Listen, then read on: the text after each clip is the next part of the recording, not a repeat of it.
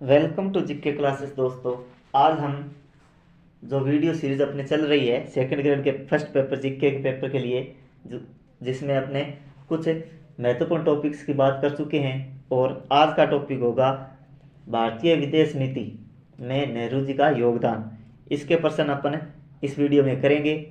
अगर आप हमारे चैनल पर पहली बार आए हो तो चैनल को सब्सक्राइब जरूर करें और वीडियो को लाइक करें और वीडियो को शेयर जरूर करें। तो देखते हैं प्रश्न नंबर 1 क्या कह रहा है।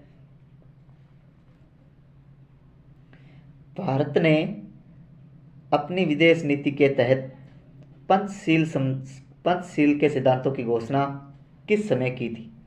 भारत ने अपनी विदेश नीति के तहत पंचशील सिद्धांतों की घोषणा किस समय की थी? तो इसका आंसर है 1954। क्या? 1954। भारत और चीन संधि होती है 1954 में, जिसको नाम दिया गया था पंचशील के सिद्धांत। ठीक है, बात करते हैं इसकी व्याख्या की।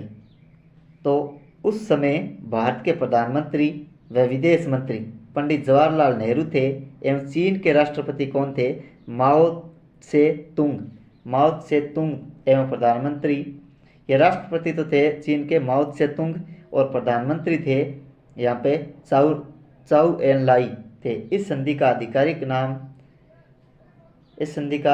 नाम क्या था? Agreement on trade and intercourse between Tibet region of China and India. इसे 1954 में सिनो इंडियन एग्रीमेंट भी कहते हैं। इस समझौते की प्रस्तावना में परस्पर शांतिपूर्ण सह अस्तित्व के लिए पंचशील के पांच सिद्धांत शामिल किए गए थे। इस समझौते के तहत विश्व में पहली बार तिब्बत को चीन का क्षेत्र स्वीकार किया गया था। अगला प्रश्न देखो। अंतर्राष्ट्रीय संबंधों में गुट निरपेक्षता शब्द का सर्वप्रथम प्रयोग 1961 में किसके द्वारा किया गया था? अंतर्राष्ट्रीय संबंधों में गुट निरपेक्षता शब्द का सर्वप्रथम 1961 में प्रयोग किया गया। किसके द्वारा किया गया था? तो ये किया गया था जवाहरलाल नेहरू के द्वारा। किसके द्वारा? जवाहरलाल नेहरू, जो भारत के प्रथम प्रधानमंत्री एवं विदेश मंत्री रहे थे। देख लेते हैं इसकी थोड़ी सी व्याख्या। 1961 के बेलग्रेड सम्मेलन से ही अंतर्राष्ट्रीय स्तर पर गुट निरपेक्ष आंदोलन की शुरुआत हुई थी। तो दोस्तों 1961 में बेलग्रेड सम्मेलन हुआ था, उससे ही गुट निरपेक्ष आंदोलन को अंतर्राष्ट्रीय स्तर पर पहचान मिली थी 1961 के बेलग्रेड सम्मेलन से। अगला प्रश्न देखो। हमारे देश की विदेश नीति में पहले पड़ोसी की नीति किस प्रधानमंत्री के काल में प्रारंभ की गई? यानी हमारे देश की विदेश नीति में पहले पड़ोसी की नीति किस प्रधानमंत्री के काल में शुरू हुई? तो ये है हमारे प्रधानमंत्री श्री नरेंद्र मोदी जी के काल में। अगला प्रश्न देखो। भारत की विदेश नीति में वास्तविक या असली गुट निरपेक्षता को प्रारंभ करने वाले नेता थे? तो ये अटल बिहारी वाजपेयी थे। श्री अटल बिहारी वाजपेयी ने वास्तविक या असली गुट निरपेक्षता को प्रारंभ किया था। और गुट निरपेक्षता की जो है अंतर्राष्ट्रीय स्तर पर शुरुआत कब हुई थी? 1961 बेलग्रेड सम्मेलन में। ठीक है, और संस्थापक कौन थे? हमारे भारत के प्रधानमंत्री थे कौन है? जवाहरलाल नेहरू, और उस समय वो विदेश मंत्री भी थे। व्याख्या देखते हैं प्रश्न की थोड़ी सी। 1977 के आम चुनाव के बाद बनी पहली गैर कांग्रेसी जनता पार्टी यानी जनता पार्टी की सरकार में विदेश मंत्री अटल बिहारी वाजपेयी जी ने यह नीति प्रारंभ की थी और भारत के संबंध अमेरिका और पश्चिमी देशों से प्रगाढ़ करने के प्रयास किए थे। तो ये याद रखना कि वास्तविक जो गुट निरपेक्षता की नीति थी ये अटल बिहारी वाजपेयी ने 1977 में, जब वे विदेश मंत्री थे भारत के, तब उन्होंने शुरू की थी। अगला प्रश्न देखो दोस्तों। भारत ने पंचशील के 5 सिद्धांतों को बढ़ावा किस वजह से दिया था? तो भारत ने पंचशील के 5 सिद्धांतों को बढ़ावा किस वजह से दिया था? तो अंतर्राष्ट्रीय संबंधों का साम्य व्यवहार हेतु। अंतर्राष्ट्रीय संबंधों में साम्य व्यवहार हेतु भारत ने पंचशील के 5 सिद्धांतों को बढ़ावा दिया था। अगला प्रश्न देखो, विश्व राजनीति में द्वितीय विश्व युद्ध के बाद चल रहे शीत युद्ध कोल्ड वार की समाप्ति कब हुई? तो ये सभी को पता है कि 1991 में सोवियत संघ जो है टूट गया था 1991 और कुछ देशों में विभाजित हो गया था। इसके साथ ही यहाँ पे शीत युद्ध की समाप्ति हो जाती है और विश्व में एक ही महाशक्ति बचती है, वह कौन? संयुक्त राज्य अमेरिका। अगला प्रश्न देखो दोस्तों, भारत को आसियान रीजन फोरम में सदस्यता कब मिली? यानी भारत आसियान का सदस्य कब बना? तो ये उसका उत्तर है 1996 में। भारत आसियान का सदस्य कब बना? 1996 में। तो याद रखना कि भारत जो है आसियान का सदस्य कब बना? तो है 1996 में। अगला प्रश्न देखो दोस्तों, भारत की लुक ईस्ट पॉलिसी का संबंध किससे है? भारत की लुक ईस्ट पॉलिसी का संबंध किससे है? यानी पूर्व की ओर देखो का संबंध किससे है? तो ये है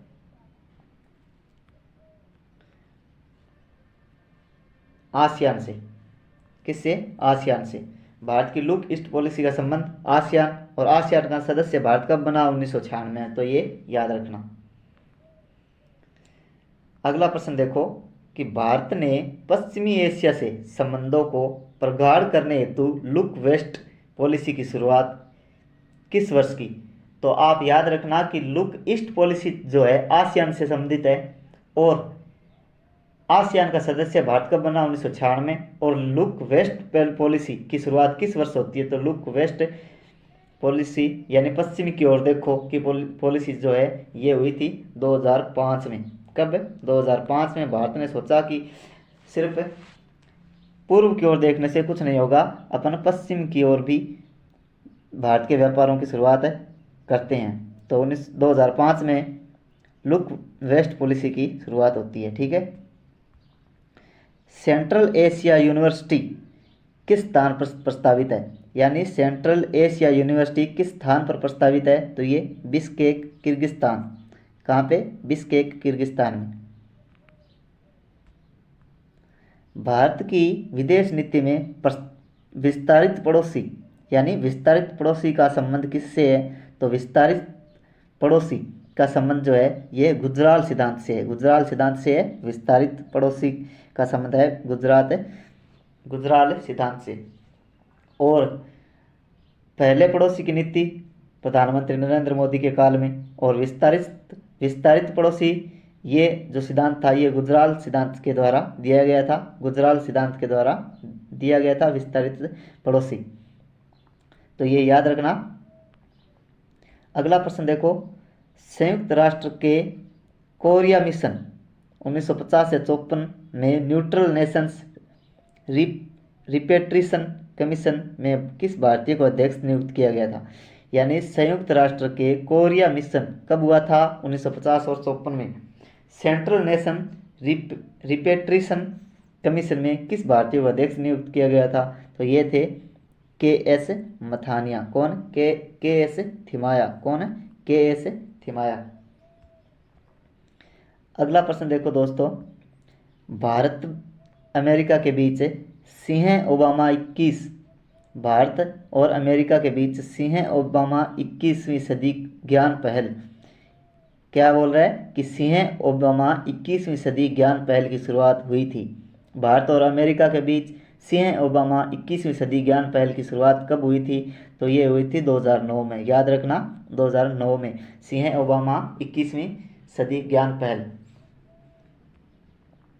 अगला प्रश्न देखो, भारत अमेरिका के मध्य 30 जुलाई 2010 को संपन्न समझौते का संबंध है। भारत अमेरिका के मध्य, अमेरिका की बात हो रही है यहाँ पे, ध्यान रखना। 30 जुलाई 2010 को संपन्न समझौते का संबंध है। तो यह है परमाणु ईंधन पुनः प्रसंस्करण। परमाणु ईंधन पुनः प्रसंस्करण। अगला प्रश्न देखो दोस्तों, इंडो यूएस मॉनसून डेस्क का परिवर्तन हुआ। इंडो यूएस मॉनसून डेस्क का परिवर्तन हुआ था 2010 में। इंडो यूएस मॉनसून डेस्क का परिवर्तन हुआ था 2010 में। अगला देखो, भारत अमेरिका के मध्य counter terrorism cooperation initiative agreement पर हस्ताक्षर हुए थे। भारत अमेरिका के मध्य counter terrorism cooperation initiative agreement पर हस्ताक्षर कब हुए थे? तो ये हुए थे 2010 में। तो 2010 का जो सन है ये याद रखना अपने को। यहाँ पे भारत ने अमेरिका के साथ कई समझौते किए थे। अगला प्रश्न देखो दोस्तों,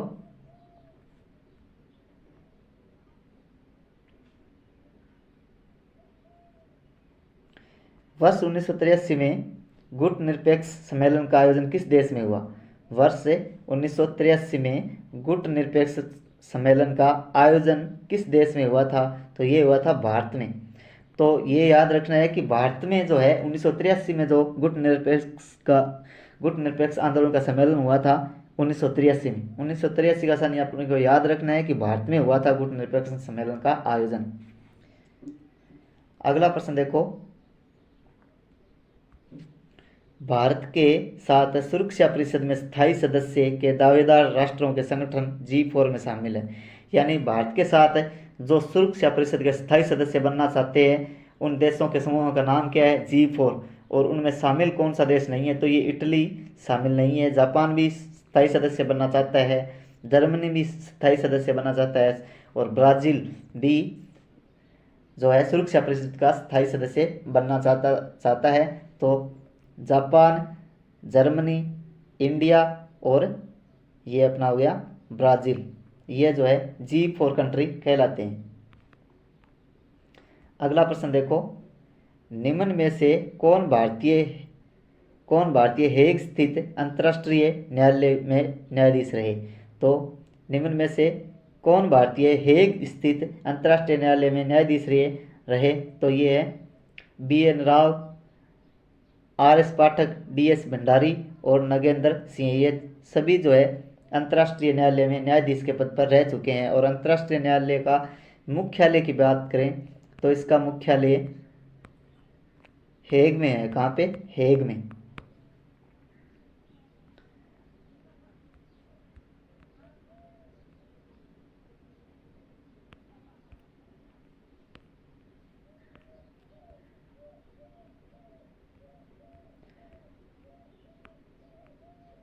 अगला प्रश्न देखो,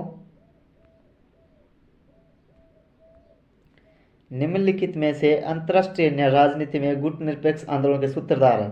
निम्नलिखित में से अंतर्राष्ट्रीय राजनीति में गुट निरपेक्ष आंदोलन के सूत्रधार कौन है? तो ये है मार्शल टिटो, ठीक है, और सुकर्णो पुत्र, ये भी सही है। जवाहरलाल नेहरू अपने भारत के प्रधानमंत्री और विदेश मंत्री, और अब्दुल नासिर, ये चार जो सदस्य थे ये अंतर्राष्ट्रीय राजनीति में गुट निरपेक्ष आंदोलन के सूत्रधार माने जाते हैं। तो इसका आंसर एक सही होगा। ये सारे जो है गुट निरपेक्ष आंदोलन के संस्थापक सदस्य हैं। अगला प्रश्न देखो, 123 समझौता तथा हाइड एक्ट निम्न में से किससे संबंधित है? 123 समझौता तथा हाइड एक्ट निम्न में से किससे संबंधित है? तो ये है भारत अमेरिका असैन्य परमाणु समझौता। भारत अमेरिका असैन्य परमाणु समझौता, 123 समझौता और हाइड एक्ट। व्याख्या देख लेते हैं। यह समझौता भारत एवं अमेरिका के मध्य 2008 में संपन्न हुआ। कौन सा समझौता? 123 समझौता और हाइड एक्ट। इसके तहत भारत में असैनिक कार्यों हेतु परमाणु ईंधन के प्रयोग, परमाणु ईंधन सप्लाई देशों द्वारा छूट प्रदान की गई थी।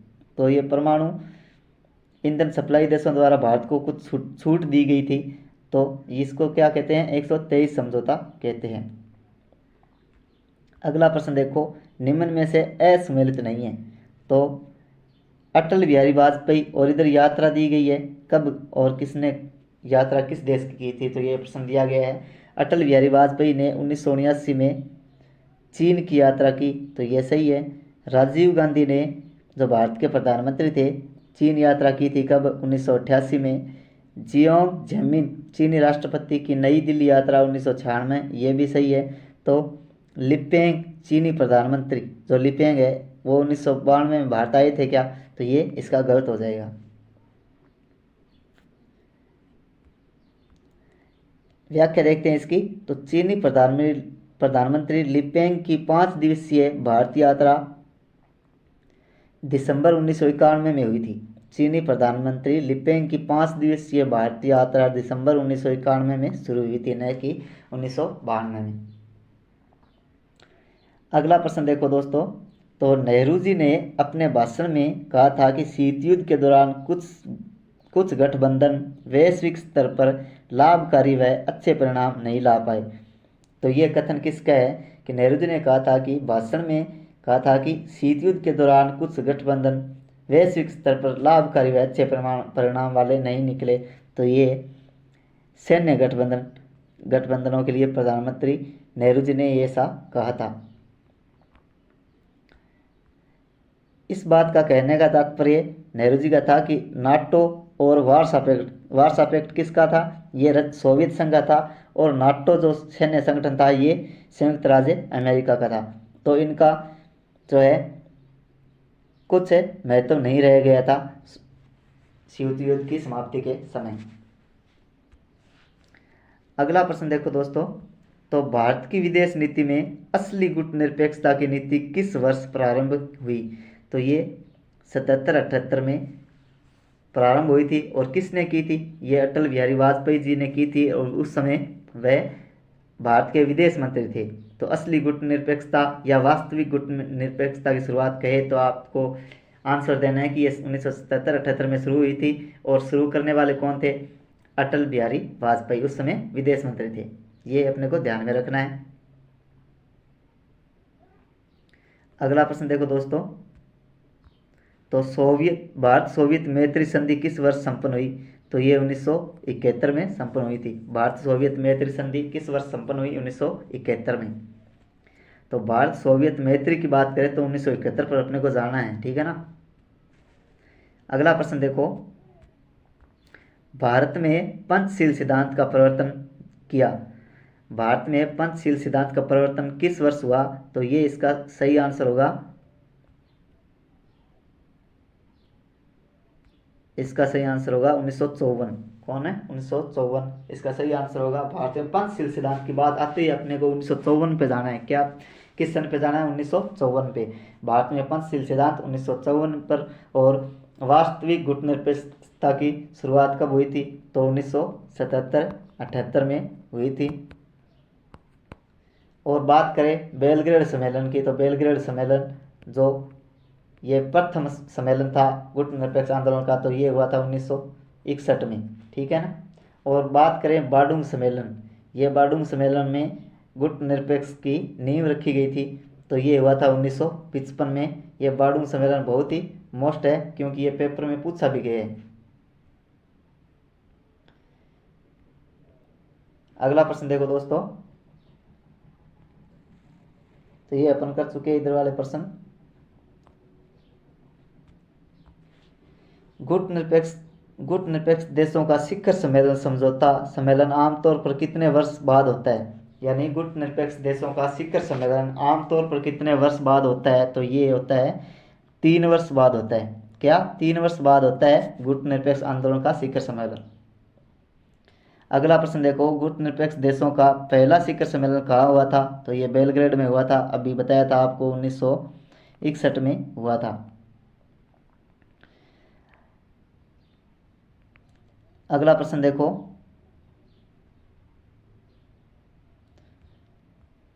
गुटनिरपेक्ष विदेश नीति के जनक माने जाते हैं। गुटनिरपेक्ष विदेश नीति के जनक कौन माने जाते हैं, पंडित जवाहरलाल नेहरू। कौन, पंडित जवाहरलाल नेहरू।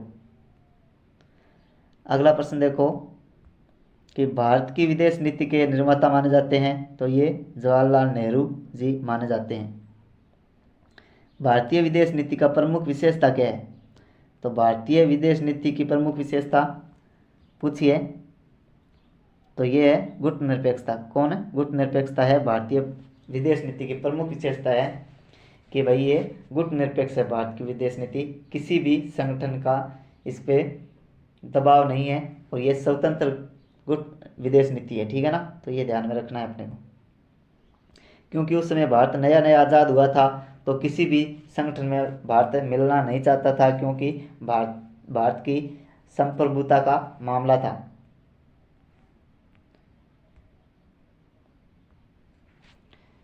पंचशील सिद्धांत का संबंध है। तो आपसे पूछे कि पंचशील सिद्धांत का संबंध किससे है, तो ये नेहरू जी और जो चाइना के प्रधानमंत्री थे, कौन, चाउ एन लाई, कौन, चाउ एन लाई। पंचशील सिद्धांत नेहरू जी और चाउ एन लाई, ये अपने को दिमाग में सेट रखना है कि नेहरू जी, चाउ एन लाई और पंचशील सिद्धांत। ठीक है, कब हुआ, 1954 में। अगला प्रश्न देखो, लाल बहादुर शास्त्री के युग में विदेश नीति की दृष्टि से महत्वपूर्ण है। तो ये ताशकंद समझौता हुआ था, लाल बहादुर शास्त्री के युग में विदेश नीति में हुआ था ताशकंद समझौता। ये वार्डुंग समझौता ये 1955 में हुआ था और ये बहुत ही जो इम्पोर्टेंट है। और पंचशील की बात करें तो ये हुआ था 1954 में। अगला प्रश्न देखो दोस्तों, तो शिमला समझौता संबंधित है, शिमला समझौता संबंधित है, तो ये भारत और पाक से संबंधित है। अगला प्रश्न देखो, 29 जुलाई 1987 को संपन्न राजीव जयवर्धने समझौता संबंधित है। तो ये राजीव जयवर्धने समझौता 1987 29 जुलाई को ये भारत और श्रीलंका से संबंधित है। अगला प्रश्न देखो, भारत ने किस देश में शांति सेनाएं भेजी थी। तो इन ऑप्शन में से बताना है कि भारत में कहाँ पर शांति सेनाएं भेजी थी। तो ये अफगानिस्तान में भेजी थी, भारत ने शांति सेना भेजी थी संयुक्त राष्ट्र संघ के नेतृत्व में। सॉरी, इसका आंसर होगा श्रीलंका में भेजी थी, अफगानिस्तान इसका आंसर नहीं होगा। श्रीलंका में भारत ने शांति सेनाएं भेजी थी। अगला प्रश्न देखो, भारत की विदेश नीति को प्रभावित करने वाला तत्व नहीं है। भारत की ऐतिहासिक पृष्ठभूमि, विकास के लिए जरूरी संस्थानों का अभाव, धार्मिक विचारधाराएं या उक्त में से कोई नहीं। तो भारत की विदेश नीति को प्रभावित करने वाली कौन है, तो इनमें से कोई नहीं है। ठीक है, ये इसका आंसर होगा। अगला प्रश्न देखो, संविधान के किस अनुच्छेद में हमारे देश की विदेश नीति के संबंध में राज्य को निर्देश दिए गए हैं। तो अनुच्छेद 51, ये मोस्ट इम्पोर्टेंट अनुच्छेद है, अपने को याद रखना है। विदेश नीति पढ़ रहे हैं तो विदेश नीति पढ़ रहे हैं तो अपने को क्या क्या याद होना चाहिए। तो एक तो इसका अनुच्छेद याद होना चाहिए, अनुच्छेद 51। और पहला अपने को गुट निरपेक्ष आंदोलन का सन याद होना चाहिए, 1954। और एक अपने को बार्डुंग सम्मेलन जिसमें गुट निरपेक्ष की नींव पड़ी थी, 1955। और अपने को पॉलिसियाँ याद रखनी है, लुक वेस्ट पॉलिसी और लुक ईस्ट पॉलिसी, उनका सन अपने को याद होना चाहिए। तो ये तो सामान्य प्रश्न है, अपने को याद होना ही चाहिए इस टॉपिक से। अगला प्रश्न देखो, शीत युद्ध के दौरान भारतीय विदेश नीति का मुख्य आधार रहा। तो रूस के समर्थन की नीति का, तो ये गलत हो जाएगा। अमेरिका के समर्थन के नीति का, ये भी गलत हो जाएगा। तो गुट निरपेक्षता की नीति, तो ये इसका सही आंसर होगा कि भारत गुट निरपेक्ष था। उस समय भारत किसी के भी साथ नहीं था, न तो रूस के साथ था और न ही अमेरिका के साथ था। भारत स्वतंत्र नीति पे कार्य कर रहा था और उस स्वतंत्रता नीति को गुट निरपेक्ष आंदोलन की नीति कहते हैं। अगला प्रश्न देखो, गुट निरपेक्ष की अवधारणा को मूर्त रूप किस सम्मेलन में प्रदान किया गया। तो गुट निरपेक्ष की अवधारणा को मूर्त रूप किस सम्मेलन में प्रदान किया गया। तो ये प्रदान किया गया था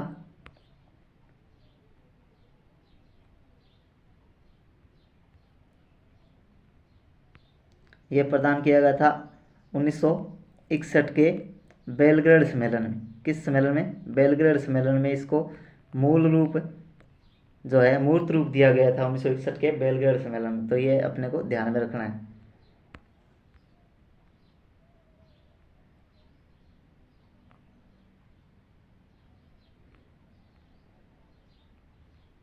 अगला प्रश्न देखो दोस्तों, गुट निरपेक्षता की नीति को आधिकारिक रूप से अनुमोदित किया गया था। तो आधिकारिक रूप से अनुमोदित किया गया था बेलग्रेड सम्मेलन में। किस सम्मेलन में, बेलग्रेड सम्मेलन में। यानी गुट निरपेक्षता को ऑफिशियल कर दिया गया था। ऑफिशियल कर दिया गया था किस सम्मेलन में? ये बेलग्रेड सम्मेलन इम्पोर्टेंट है बहुत ही ज़्यादा। बार्डुंग सम्मेलन 1955 में हुआ था, ये सही है। अगला प्रश्न देखो दोस्तों, तो भारतीय विदेश नीति के प्रमुख निर्धारक सिद्धांत है। भारतीय विदेश नीति के प्रमुख निर्धारक सिद्धांत हैं, तो ये कौन से है? शांतिपूर्ण सह अस्तित्व, ये सही है क्योंकि भारत शांति चाहता है। गुट निरपेक्षता, तो ये भी सही है, भारत किसी के भी संघ में शामिल नहीं होना चाहता, वह स्वतंत्र रहना चाहता था, ये भी सही है। उपनिवेशवाद का विरोध, क्योंकि उपनिवेशवाद जो कॉलोनियल सिस्टम था उसका भी भारत विरोधी था उस समय, क्योंकि भारत इस दौर से समय गुजर चुका था, इसलिए भारत इस उपनिवेशवाद का विरोध करता था। अगला प्रश्न देखो, भारतीय विदेश नीति के निर्धारक सिद्धांतों में से गुजराल सिद्धांत का अनिवार्य तत्व क्या है? तो गुजराल सिद्धांत का अनिवार्य तत्व है, तो अपन गुजराल सिद्धांत की सारे की बात कर लेते हैं। तो ये गैर अनन्यता पर आधारित विश्वसनीय संबंधों का स्थापना करता है, सही बात है। किसी देश के आंतरिक मामलों में हस्तक्षेप की नीति गुजराल सिद्धांत की विशेषता है।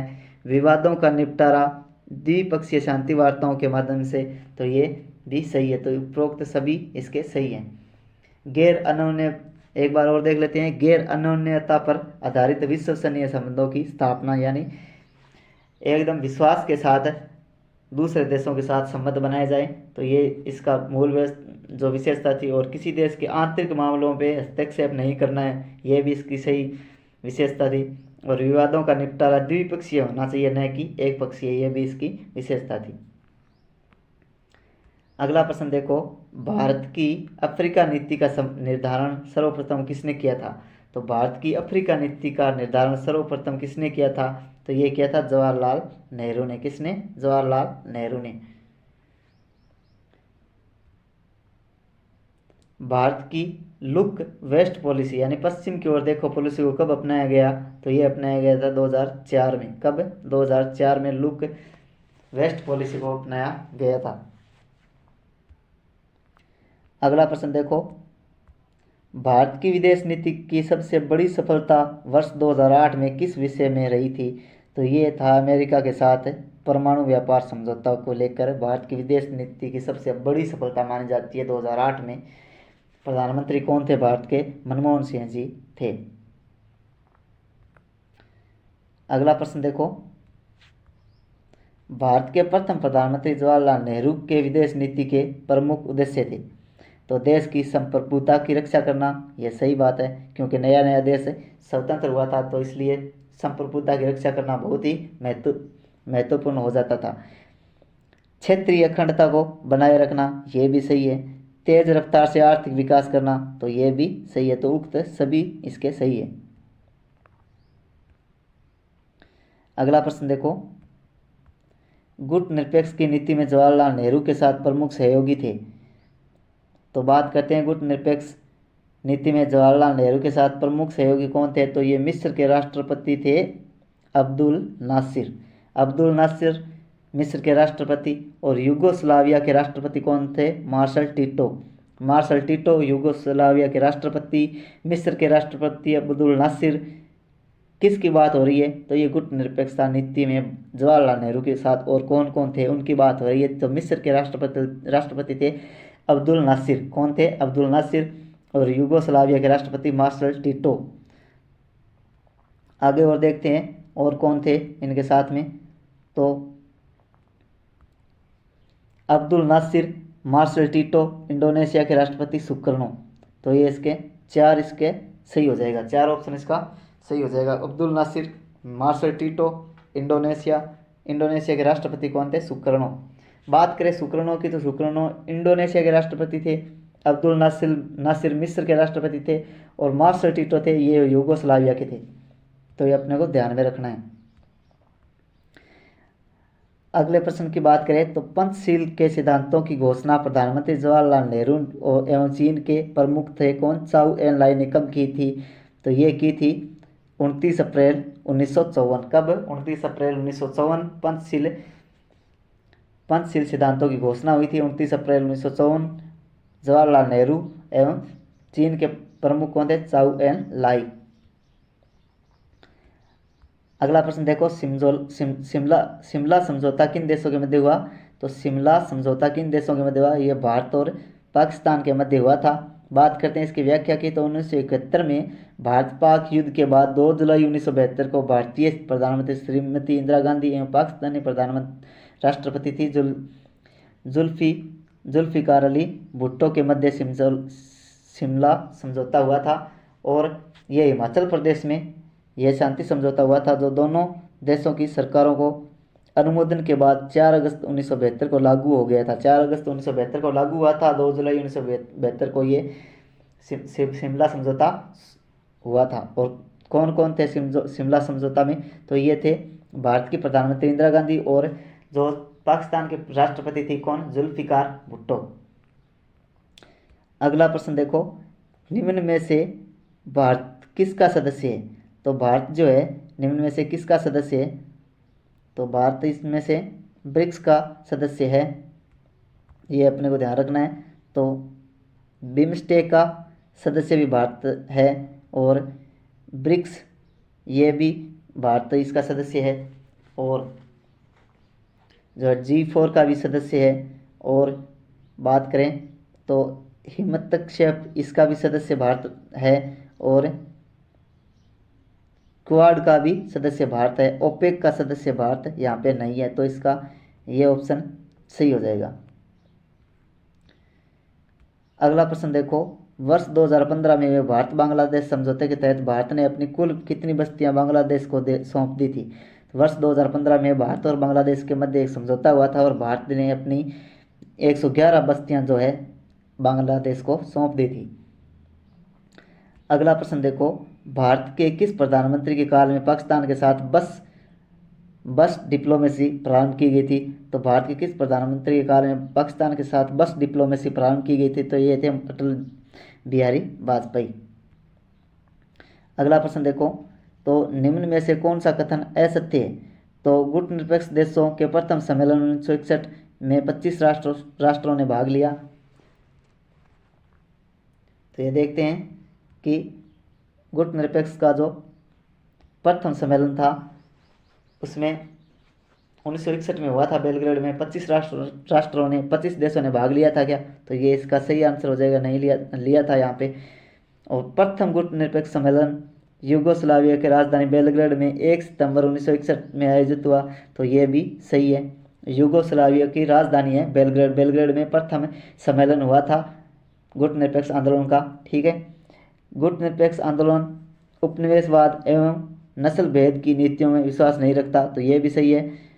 एक गुटनिरपेक्ष देश किसी भी सैनिक गुट या सैनिक गठबंधन का सदस्य बन सकता है। तो ये इसका गलत ऑप्शन हो जाएगा, क्योंकि गुटनिरपेक्ष आंदोलन किसी संगठन में न मिलने की एक नीति है। तो आज के लिए इतना ही। अगर आप हमारे चैनल पर नए आए हो तो चैनल को सब्सक्राइब करें और वीडियो को लाइक और वीडियो को शेयर ज़रूर करें। धन्यवाद। जय हिंद, जय राजस्थान।